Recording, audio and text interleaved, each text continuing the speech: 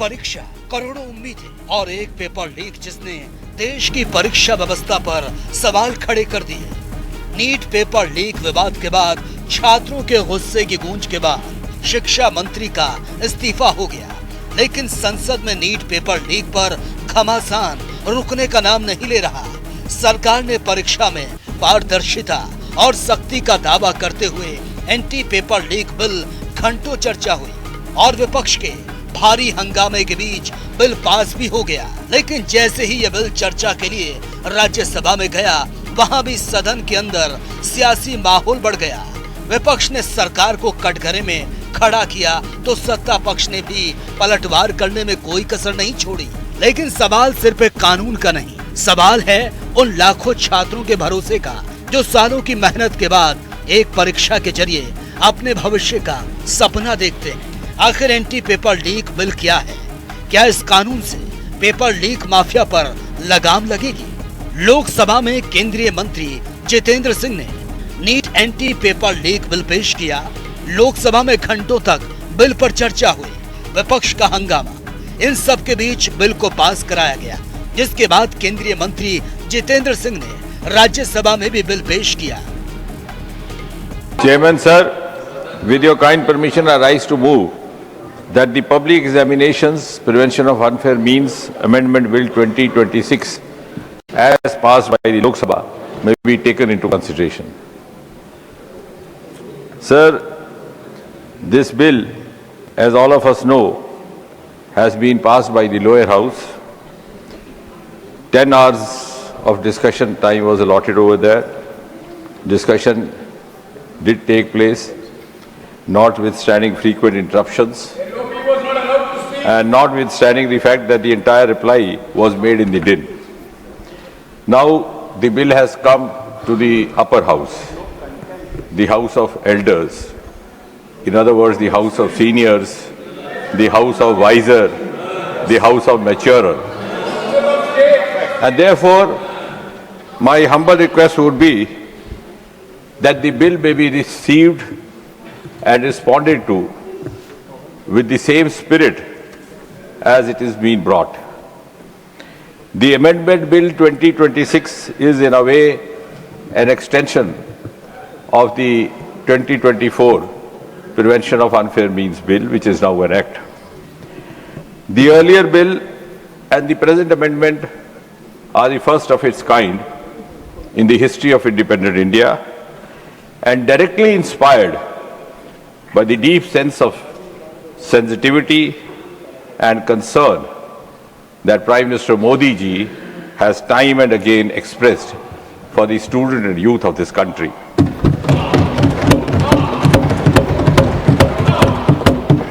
The bill also testifies that this government does not stand on prestige.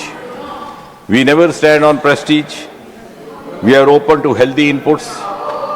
We are open to constructive suggestions from all quarters. And that is exactly the reason why, in the wake of the recent sequence of events, Prime Minister Modi ji lost no time to declare that nobody will be allowed to jeopardize the future of our children. केंद्रीय मंत्री जितेंद्र सिंह के राज्यसभा में bill पेश होने के बाद सदन में स्पीकर ने विपक्ष के सांसदों को बुलाने के लिए मौका दिया। राज्यसभा में विपक्ष के नेता कांग्रेस सांसद मल्लिकार्जुन खड़गे ने अपना पक्ष रखा। मल्लिकार्जुन खड़गे ने दिल्ली में हुए छात्रों पर लाठीचार्ज को लेकर सवाल पूछा। खड़गे ने कहा, किसके कहने पर लाठीचार्ज हुआ? किसके कहने पर छात्रों पर आंसू गैस छोड़े गए? किसके कहने पर बिहार में छात्रों पर AK-47 चलाई गई? किसके कहने पर देश की बेटियों को सड़कों पर पीटा गया? मल्लिकार्जुन खड़गे ने गृह मंत्री अमित शाह के इस्तीफे की मांग कर डाली और राज्यसभा में सरकार को घेरा। बिहार में AK-47 का इस्तेमाल जिस पर हुआ तो आतंकवादी नहीं, छात्र था। छात्रों पर दमन हुआ, उनको जेल भेजा गया, FIR हुआ, पर किसी की जवाबदेही नहीं हुई। क्या सरकार को बच्चों पर हुई इस बर्बरता को लेकर जरा भी पछतावा नहीं है, जरा भी शर्म नहीं है।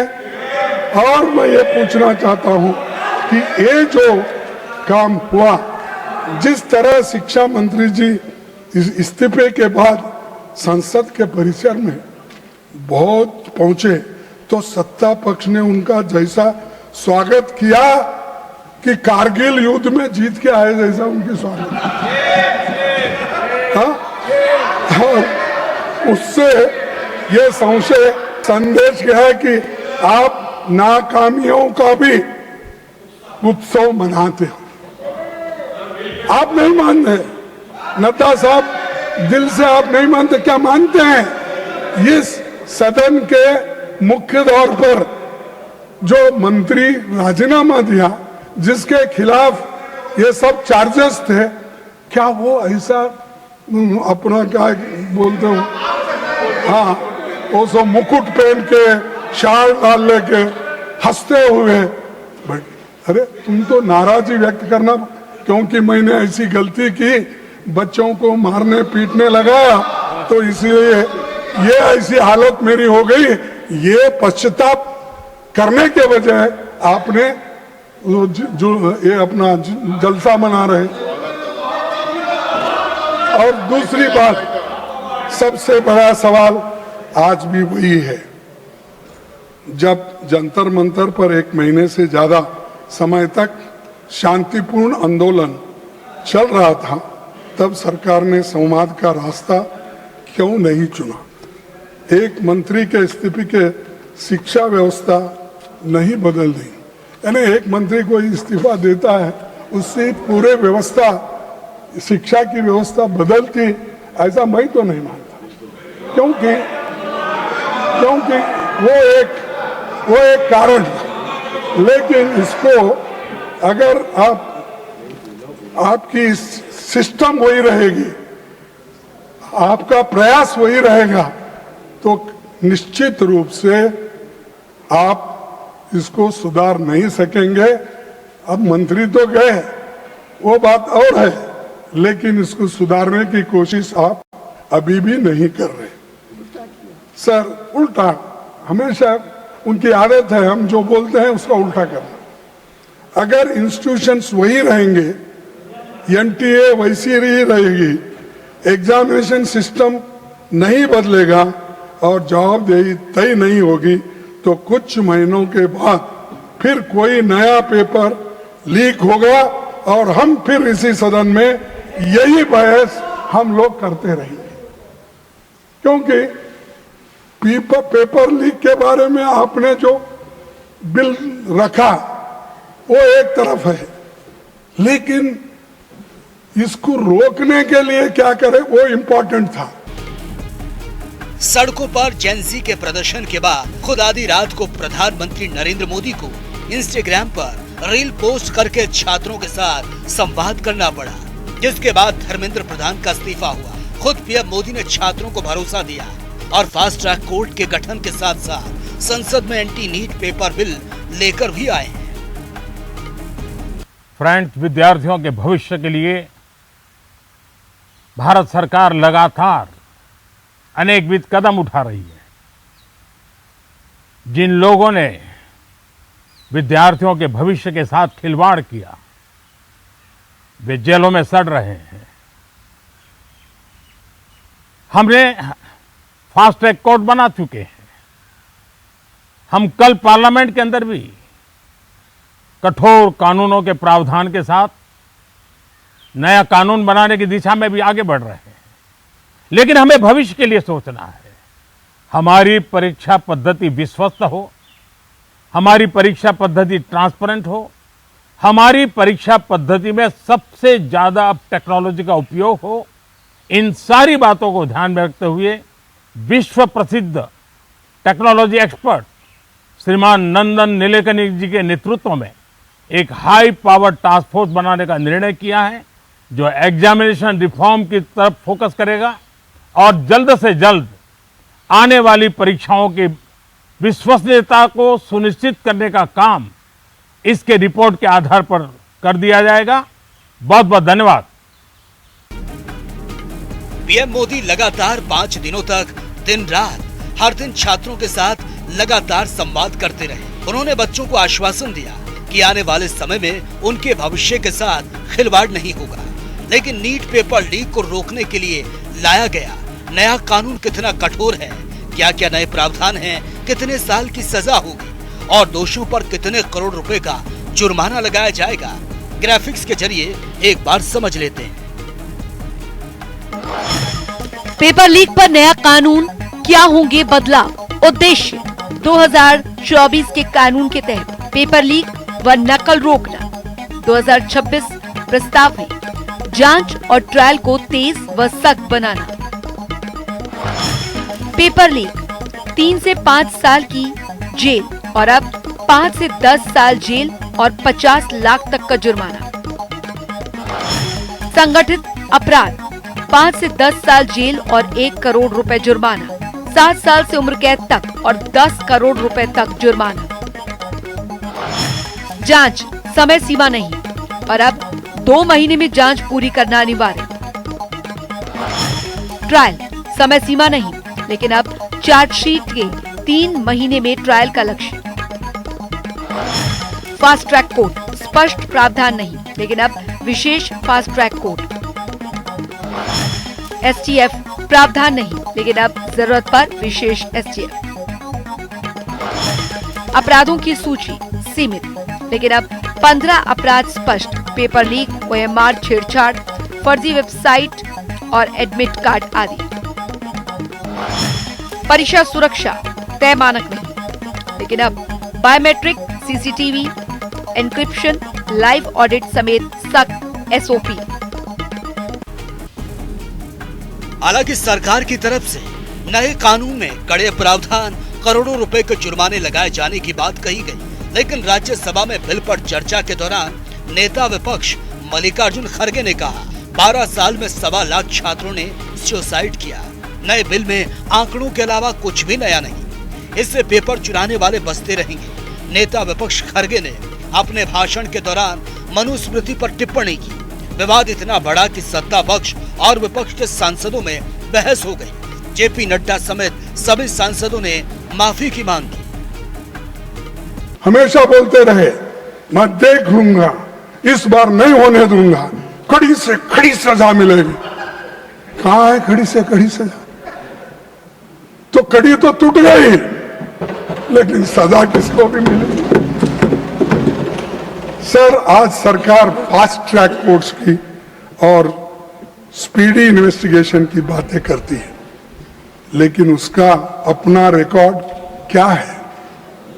2024 नीट पेपर लीक मामले के मुख्य आरोपी को क्लीन चिट मिल गई है, जिनका नाम अभी हमारे जयराम रमेश जी ने लिया, मुखिया लिया। तो क्या किया साहब? उसको नाम मालूम है, जो आदमी किया वो भी मालूम है, डालना उसको पार्टी भी मालूम है। हाँ, पहले तो बोलते थे छोटी मोटी चीज को अगर डी नोटिफिकेशन, क्या है वो, डिमोनेटाइजेशन में अगर मैं विफल हो जाऊंगा तो 15 दिन के अंदर मैं नहीं करूंगा, मैं चौराहे पे अपने आप को लटका देना, मेरे फांसी डाल। जो अभी वक्तव्य लीडर ऑफ द ऑपोजिशन माननीय मल्लिकार्जुन खड़गे जी ने दिया है, उस वक्तव्य से समाज में एक विद्वेष की भावना पैदा होती है और अशांति का भी वातावरण प्रतिपादित होता है। जयराम जी, you please listen to him. अशांति का again. Why you are worried? No. This is not correct. अशांति का No, Jayram ji, this is not correct. When the LOP was speaking, I asked them to sit. When the leader of the house is speaking, you should listen to him. अशांति का वातावरण पैदा होता है। हम सब लोग जिम्मेवार सदस्य हैं। मेरा निवेदन है कि जो उन्होंने कहा है, जहां तक मेरी पूरी जानकारी है, ये तथ्यों से परे है और मनुस्मृति का ओरिजिनल टेक्स्ट उसको ऑथेंटिकेट करे। ये ओरिजिनल नहीं है। ये मैं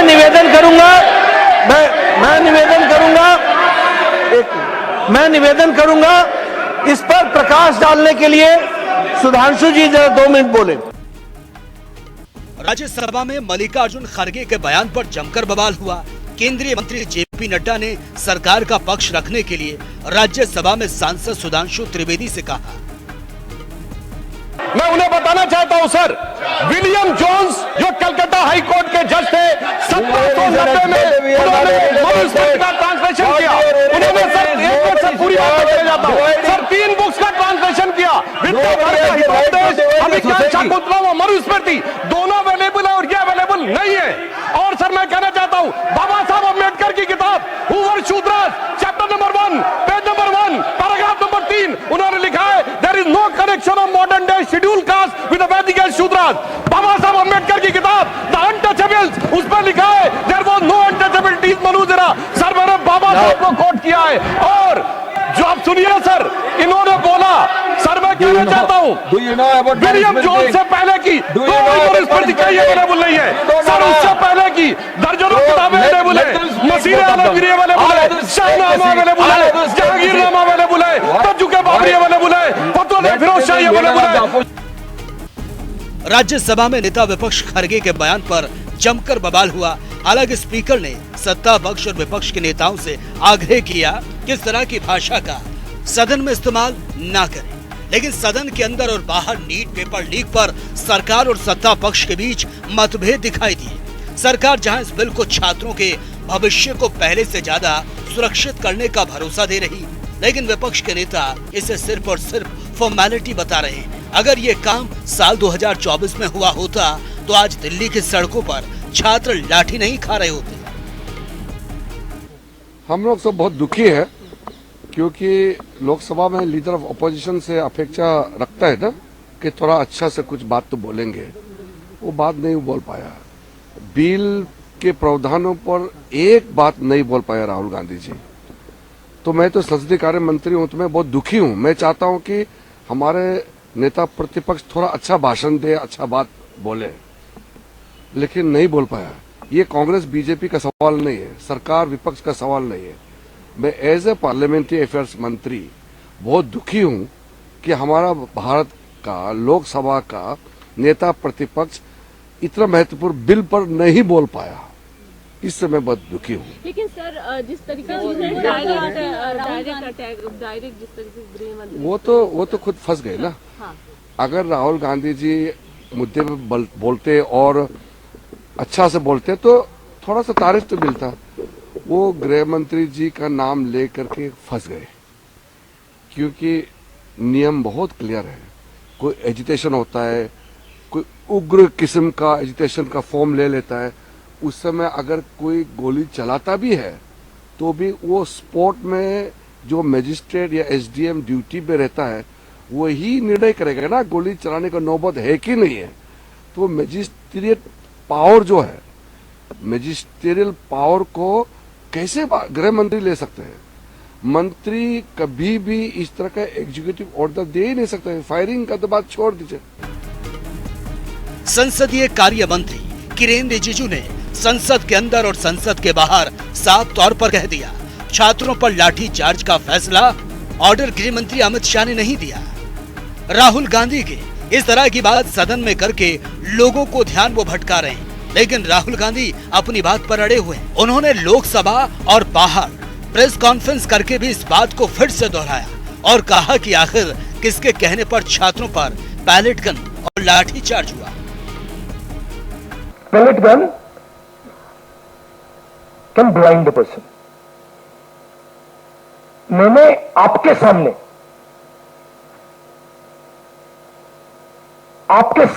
प्रेस के सामने मैंने एक पैलेट गन का विक्टिम से आपसे बात करवाई। आपने देखा, अपनी आंखों से आपने देखा होगा, उसके शरीर में छर्रे थे,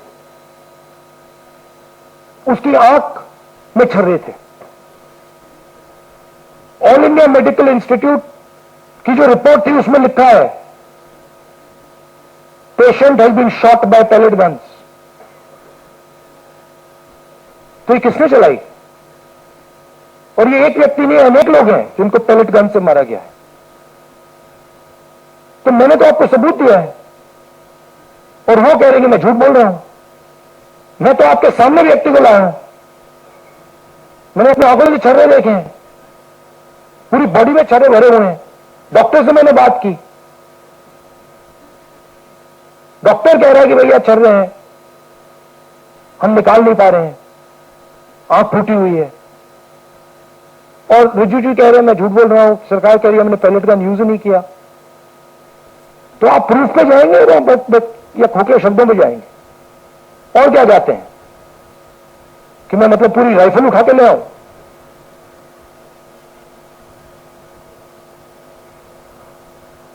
और जहां तक डिस्कशन की बात है, the bill is not worth discussing. What are the students saying? The student is saying that the education system does not work. Our papers are leaked. We go through extreme pain and discomfort. हालांकि राहुल गांधी के साथ साथ विपक्ष के तमाम सांसद भी इस बिल का विरोध करते नजर आए। संजय सिंह ने कहा कि 2024 के दोषियों के खिलाफ सीबीआई चार्जशीट दाखिल नहीं कर पाए, तो वहीं केंद्रीय मंत्री अनुराग ठाकुर ने भी उनके आरोपों का जवाब दिया। वहीं समाजवादी पार्टी के अध्यक्ष और सांसद अखिलेश यादव ने इस बिल का विरोध करते हुए सीधा सरकार को घेरा और कहा अगर सरकार को छात्रों की इतनी ही फिक्र थी, इतनी ही चिंता थी, तो फिर आंदोलन से पहले धर्मेंद्र प्रधान का इस्तीफा नहीं लिया। आखिर क्या वजह थी वो देश को बताएं। नीट पेपर लीक के खिलाफ सरकार की तरफ से लगातार छात्रों को भरोसा दिया जा रहा है। ये बिल उनके भविष्य के लिए है। बीजेपी सांसद संबित पात्रा ने प्रेस कॉन्फ्रेंस में नए बिल में कानून को लेकर जानकारी दी। उन्होंने विपक्ष के सभी आरोपों को खारिज कर दिया। सदन के अंदर चर्चा, सदन के अंदर गहमा गहमी, यह लोकतंत्र का गहना होता है। लोकतंत्र इसी से सजीव रहती है, लोकतंत्र इसी से चलता है। विगत कुछ दिनों में जो घटना चक्र हुआ, हमने देखा कि हमारे देश के होनहार छात्र वो सामने आए, उन्होंने आंदोलन किया। छात्रों के आंदोलन में किस प्रकार से हमारे पार्टी के बड़े नेताओं ने उनसे बातचीत की, समाधान निकला, आंदोलन समाप्त हुआ और जो मूल विषय कई वर्षों से 2014 तक, भारत के स्वतंत्रता से 2014 तक पेंडिंग था, अर्थात पेपर लीक से कैसे बचा जाए, एग्जामिनेशन को और सुदृढ़ कैसे किए जाए, जो माफिया है पेपर लीक के पीछे, उनको किस प्रकार से कड़ी सजा दी जाए। संसद के मॉनसून सत्र में एक बार फिर से आज पेपर लीक से जुड़े हुए बिल, उसके साथ साथ छात्रों के ऊपर हुए लाठीचार्ज, पैलेट गन समेत अन्य मसलों को लेकर लगातार हंगामा देखने को मिलता नजर आया। सुबह हमने देखा कि किस तरीके से विपक्षी पार्टियां एक बैनर लेकर संसद भवन के मकर द्वार पर प्रदर्शन करती हुई नजर आई। इसके बाद में जब संसद की कार्रवाई शुरू हुई तो विपक्ष का लगातार हंगामा देखने को मिलता नजर आया।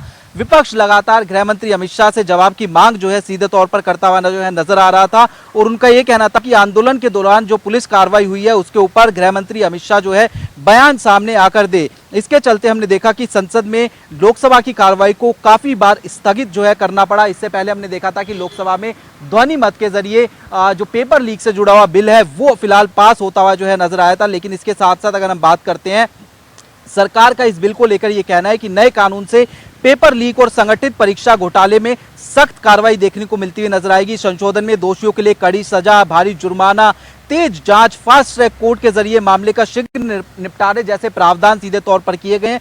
वहीं राज्यसभा की अगर बात करते हैं तो इस विधेयक पर राज्यसभा में अभी विस्तृत चर्चा देखने को मिलती हुई नजर आ रही है।